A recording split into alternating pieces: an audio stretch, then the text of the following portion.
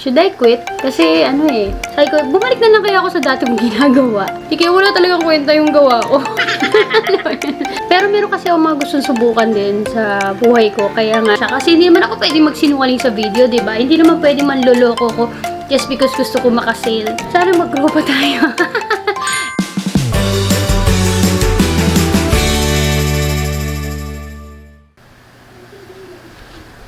Hindi ko alam kung anong sasabihin ko sa video eh. Alam mo, iniisip ko na lang, should I quit? Kasi may sinimulan ako sa TikTok. Okay, so nag-start na akong mag-promote ng mga products. Like, nag-affiliate marketing ako or ambassador ng mga brands and products, ganyan. So, bumibili ako ng mga items na personal ko din naman ginagamit. And then, nag-start naman ako promote. Actually, nagkaka-sales naman ako, pero hindi lagi. Hindi rin consistent. And, alam mo yung tinatawag nila na na-stuck ka sa 100 to 200 views. Nandun ako. Minsan, may mga products na, or mga videos na lumalagpas talaga ng 300 to 500. And, ilan lang yun. As in, na mabibilang ko nga lang siya sa kamay ko eh. And nakikita ko kung ano yung pattern ng mga yon. So, hindi ko alam. Basta hindi ko alam kung anong gagawin ko. Kung doon na ba ako pupunta sa mga videos na yon.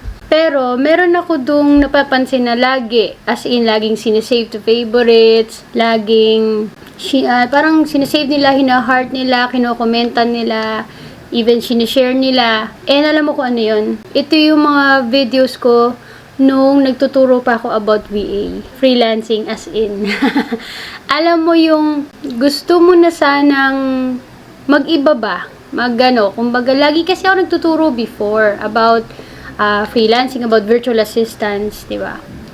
So, syempre, masaya ako dahil until now, na-appreciate pa rin yung mga videos ko about freelancing, di ba? Specifically about virtual assistant, di ba? Kayo naman kasi yung pinaka-goal natin to share. I-share lang yung mga alam natin, yung mga natutunan ko, yung mga naging experiences ko nung VA pa ako. Marami akong na-share ng mga tutorials talaga doon na until now, even sa YouTube, palagi talaga yung kinokomentan. Kilala pa rin nila ako as yun, na nagtuturo about virtual assistants, diba? Pero meron kasi ako mga gustong subukan din sa buhay ko. Kaya nga, dito sa TikTok, nag-start na ako mag-promote ng mga products and yun na nga, yung affiliate marketing. Kaya alam, meron ako tinanong dun sa kasi nag-subscribe ako kay Miss Sarah Solis. And may tinanong ako sa kanya. Sabi ko, bakit kaya ganun? Ano kaya pwede ka akong gawin ko na, kasi ang laging napapansin sa akin is yung pagiging VA ko pa rin dati, yung freelancing pa rin, yun pa rin yung parang trending, ganon.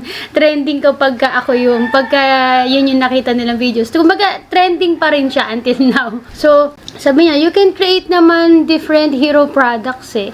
So, hindi lang naman kailangan na isa lang yung hero product mo. So, she is considering that as a hero product. Kasi akala ko pag product, it's like physical product eh. So, ayun na nga. Kaya sige, ang ginawa ko is nagtuloy-tuloy talaga ako. I'm creating new category. Diba? And itong category na sinasabi ko is about health and beauty, ganyan. Which is, bata pa naman ako talagang ginagawa ko na, especially yung fitness. I mean, I'm not a coach ng fitness. Pero, what I'm saying is that, teka, taas ko lang yung camera. Bumababa na ng bongga. Okay. So, what I'm saying is that, bata pa lang ako, mahilig na talaga akong mag-workout, yung ganon, jumping rope, ganyan, treadmill, basta nag-exercise ako, pilates at kung ano-ano. So, gusto ko sanang i-share yon sa mga, lalo na sa mga ka-home base kada o sa mga ka-mamshi ko. Gusto ko i-share sa kanila yung journey ko. Kaya, sabi ko, para makilala naman ako ni TikTok na nag-share ng mga ganun, is kailangan ko mag-focus dun sa ganung category. So, I'm trying to build that category. Kaya lang, hindi ko alam kung dahil hindi pa enough yung ginagawa ko. Kasi sabi 3 to 5 videos or more, di ba? Parang power posting. Hindi ko magawa pa yung power posting na yun. And hindi ko pa rin magawa yung pagiging consistent na ito yung dapat na time. Let's say, 4 or 5 p.m. or 6 p.m. Kung umaga, tanghali o gabi. hindi ko siya magawang ganun. Ang nagagawa ko is hapon at gabi lang talaga. Tapos iba-iba talaga yung timing. Although nakakapag-post naman ako, basta kahit isang video may post ako. Pero syempre, I know that's not enough. Diba? Lalo na dito, na ang mga kasamahan mo, mga nagpo-post ay as in 10 videos po, 20, 45, alam mo yon. Ano bang laban ko doon, di ba? So, kumbaga sinasagot ko rin yung problema ko. Kaya lang sabi ko, should I quit? Kasi ito pa lang yung kaya ko sa ngayon eh. Ito pa lang yung nagagawa ko. Sabi ko, bumalik na lang kaya ako sa dati kong ginagawa. Di ba? Kasi doon naman ako nagte-trending, doon naman ako kilala. Di ba? Kumbaga sa comfort zone, nandun ako eh. Kaya lang, sabi ko, nandito na ako, 'di ba? Parang matindi yung challenge sa akin eh. Kasi, hindi ko nga rin alam kung pag bumalik ako, makikilala, kumbaga, kung meron pa rin ba manonood. Kasi minsan bumabalik-balik ako dun eh. Like sa YouTube, kung makapansin nyo, minsan mag-share ka ng vlog, wala masyadong manonood. Tapos, minsan manonood ka ng maggagawa ako ng video about freelancing. Wala na rin ganong nanonood. So, parang, alam mo yung lost ka na nga, tapos tinitimbang mo pa. Tapos undecided ka na. Ganon yung na-experience ko ngayon. So parang naguguluhan na ako sa sarili ko kung ano ba yung gusto kong gawin. All I just wanna do right now is to share. Yun, share my journey, share my process. I know it's not yet a solid process. Kasi I don't think that it's really working na. In terms of results talaga ha. Kasi sabi ko nga, ang sales ko, minsan wala. Minsan meron, as hindi siya everyday. Kasi, di ba, yung iba. Sabi ko, wag mo i-compare eh. Pero, wag mo i-compare sa ibang tao yung nangyari sa'yo. Pero, yun na nga, hindi mo maiwasang hindi tumingin doon. Kasi gusto mo kumuha pa rin ng inspirasyon, right? Gusto mo maghanap ng mga reference, or tingnan mo kung paano yung ginagawa nila that you can also apply on your own, or improve mo, and i-match mo sa lifestyle mo, yung ganyan. So, ganun lang naman yung ginagawa ko. And sabi, be the better version of yourself. So, that's what I'm doing right now. I'm checking my analytics. I'm checking my performance, yung mga past videos ko dito sa TikTok ha. Kasi kung babalikan ko sa YouTube, iba talaga yung brand ko pa doon. And ibang usapan din yung pagbibuild ko doon. Lalo na I'm just a one man doing everything. Alam mo yan, yung mula sa content ideas, sa scripting, pagbi-video, pag-i-edit, promote, posting, yun, as in lahat, I'm just on my own. So, tapos magkakaibang platforms, meron pang Facebook. I'm just overwhelmed, okay?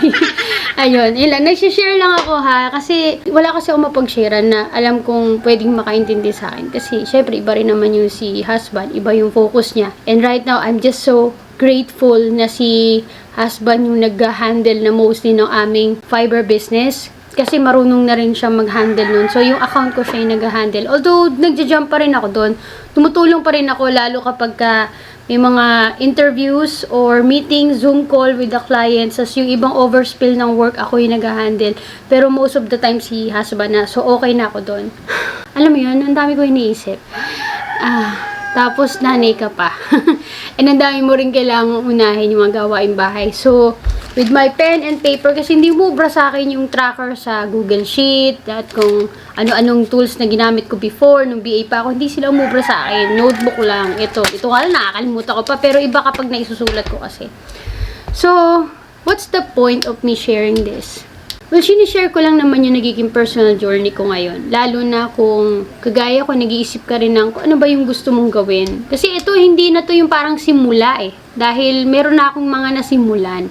And ako kasi, may experience na ako dito. Pero, as you can see, I'm still having challenges and struggles, diba? Building your own brand again. Kasi meron na akong brand, diba? Pagka sinabing Sheena Santos, alam nyo si Home-Based Mom. Ganon, diba? Or naging virtual assistant yan, naging coach yan, naging marketing automation specialist yan, naging pro seller sa Fiverr yan, and someone who's sharing about freelancing, ganyan, tutorial sa YouTube, kilala siya mga ganun. So, yun yung parang mga pagkakakilala sa akin. And now, here in TikTok, it's like I'm creating a different, hindi naman brand, pero yun pa rin naman ako. Ako pa rin naman si Home-Based Mom doon sa TikTok. Pero nagbibuild ako ng category. And again, it's about health and beauty. Kasi gusto ko siyang i-share din, lalo na sa mga kapwa ko ka-home-based mom. But I'm not sure if this category is really fits me, or meron ako mga strategy dito na hindi gumagana, or walang kwenta yung ginagawa ko. Alam mo yun? Ganun na. Kasi may napanood ako sa TikTok kanina. Sabi ko, bakit kaya stuck ako sa 100 to 200? Tapos meron siya mga sinasabi. Tapos sabi niya, kasi meron siyang part doon sinabi na, baka kasi talaga walang kwenta yung gawa mo. Alam mo yun, nag-agree pa ako sa sinabi niya. Di kaya wala talagang kwenta yung gawa ko. Well, may point naman siya, di ba? Kasi kung titignan ko yung views, merong ibang video doon, 90. Kasi ganito yun, parang si algorithm ni TikTok. Ibabato niya yan sa, pag gumawa ka ng video, ibabato niya mo niya sa first 100, tapos first 200. Kung 100 pa lang, hindi na umangat yung video mo, alam mo na, di ba? So, kung umangat sa 100, so sa 200 views naman, 200 people naman, tignan natin kung may manonood. Oy, pumalo, lumagpas 100, o di nag 200 ka. Kung mag 300, hindi na lumagpas, o di alam mo na rin. Ganun siya. So, ilan lang yung videos ko na humampas ng 500 or more. Meron 1,000 plus. So, ibig sabihin, may mga interesado sila. Now, the question is, gusto ko ba siyang ituloy-tuloy? Ano ba bang plano ko dun sa mga video na yun? Kasi iba dun, like, one time ko lang siya plano. Like, yung accordion sliding door. Kasi isang beses lang naman kami gumawa nagpalit ng pinto, di ba? Alam mo, magpalit ng pinto para lang masabi ka na may content ako doon, di ba? So, ayun lang, ko lang, parang yung mga gusto ko i-share, yung mga talagang ginagamit ko at gusto kong i-share. Pero parang hindi pa maganda yung pagkaka-deliver ko or yung strategy ko o dahil hindi pa ako consistent doon or yung timing or yung messaging ko, yung script, ang dami ko pang kailangang i-check. So, kung babalik na, so inisip ko, should I quit? Kasi ang hirap ang hirap. Girl, alam mo yon. Parang isipin pa yung SEO mo, yung tag, yung scripts, yung editing, ganyan. Ang dahil pa isipin, tapos mag-shoot ka pa ng products. Ako na lang talaga mag-share. Hindi na ako nakapag-ayos, girl. Tignan nyo, wala na akong ayos pa. Kasi nakasando na lang ako, 'di ba? What you see is what you get. Pero ito, sige, medyo wala to sa TikTok, okay? Ayan, putla kasi ako So, ito yung TikTok channel ko. And, let's take a closer look, ha. So, ayan. Makikita nyo yung number of views, diba? Ayan. Close up nyo na lang, ha.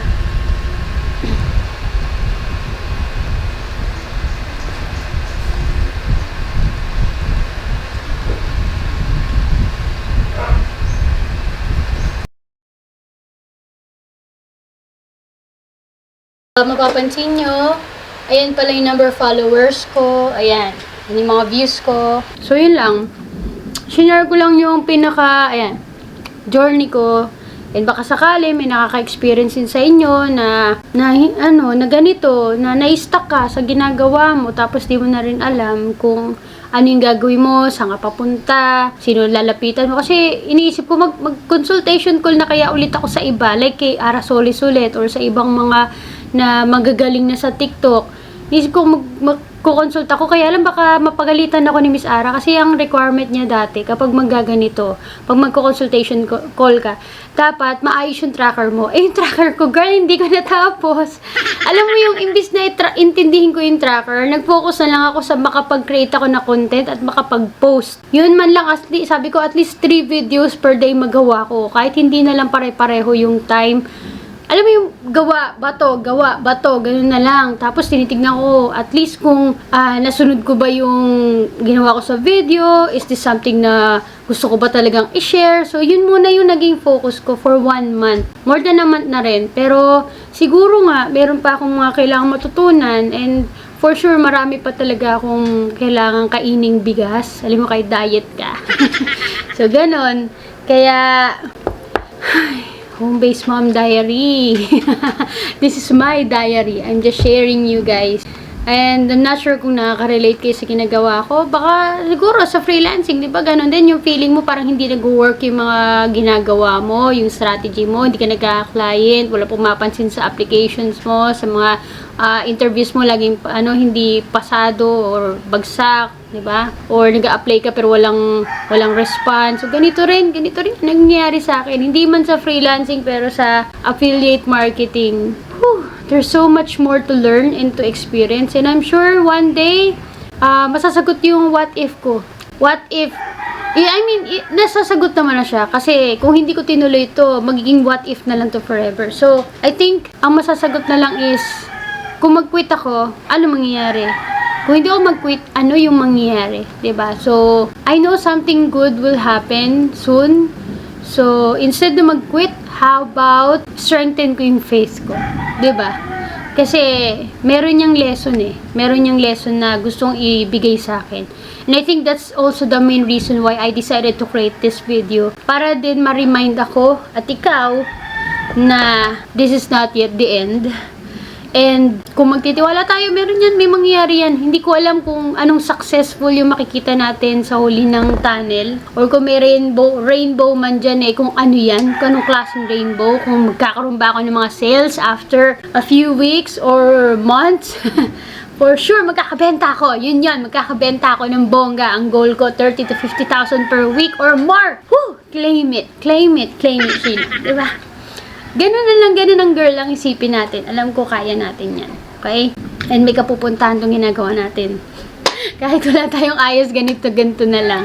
Kaya natin yan! Kaya natin yan! Wala ka ba tiwala sa sarili mo? Diba? Alam, di na ako nakapag-ayos yung may eyebags pa ako. Sige na, maglalagay na ako ng cream. Eto, bentahan na rin kita. Baka lang gusto mo. De, kidding aside, ito kasi yung isa sa, talaga ito, pinapahid ko to. Whether or not nagpo-post ako sa TikTok. Basta ganyan.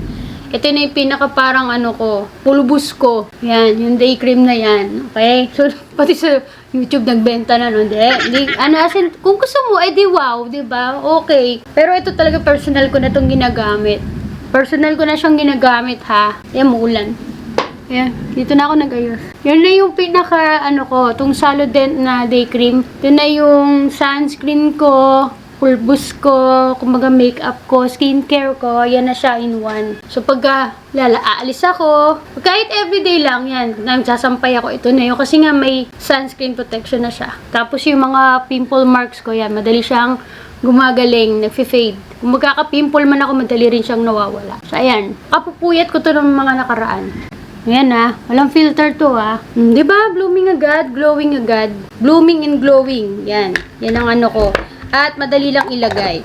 Tapos na. Kasi alam ko marami pa talaga akong pwedeng matutunan at hindi sapat yung 1 month lang na experiences na meron ako dito sa TikTok. Nakita ko rin na pwede ako maglaro.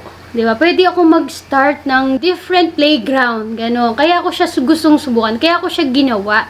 Andito ko sinusubukan yung affiliate marketing kasi hindi ko naman siya magawa dito sa YouTube. Although alam ko meron na ring opportunity dito. Pero hindi ako pwedeng basta maglaro kasi nga naapektuhan yung branding ko, right? Now, dito sa YouTube, namimiss ko rin siya. Kasi iba naman din sinishare ko. Kaya sabi ko, paano ko siya gagawin? Paano ko siya pagsasamahin? Paano ko pwedeng pag-isahin? Yung pagiging freelancing and yung gusto kong i-share, di ba? So, pinag-iwalay ko muna siya. And, sabi ko nga yung priority management, hindi ko rin kasi kayang dito muna, tapos meron pa akong ginagawa sa background. So, ayun lang. Anyway, ang daming gumugulo sa utak ko, ang dami kong iniisip, ang dami kong gustong gawin, pero hindi ko siya totally magawa. Ayun nga, mabalik tayo kung saan na naman ako nakating. So, nakita nyo yung mga views ko and I know, meron pa tayong mga kailangang improve dyan o gawin dyan, mga strategy na pwedeng i-apply. Pero, hindi ko siya maisip pa sa ngayon at hindi ko naman pwede pagsabay-sabayin lahat ng mga nadidinig ko or nagagawa ko or mga ina-advise sa akin. So, maybe, one at a time. Tingnan ko kung ano yung mga magbabago at ano yung mga kaya kong magawa at paano ko pa paano ko mapagtatagumpayan. Ayun. And then, kung ano man yung mangyayari, kung gusto nyo, i-share ko yan dito. Comment nyo, affiliate. Ayan. Kasi para eventually, di ba, maituro ko rin sa inyo yung magiging journey ko dito sa bagong ginagawa ko, which is affiliate marketing, 'di ba? So, kung naghahanap kayo ng other ways to earn income, 'di ba? Dati tinatanong niyo ako paano po ba kumita sa cellphone. O ito, kasi cellphone madalas gamit ko talaga dito. So, this is another way. Pero yun na nga, it's a new challenge kasi although madali lang naman mag-create ng mga video, diba? Syempre, may strategy pa rin. And if you will notice, ako na to, gumagamit na ako ng SEO, gumagamit na ako ng timing, ng marketing, ng branding, and so on and so forth. Pero hindi pa rin siya totally gumagana.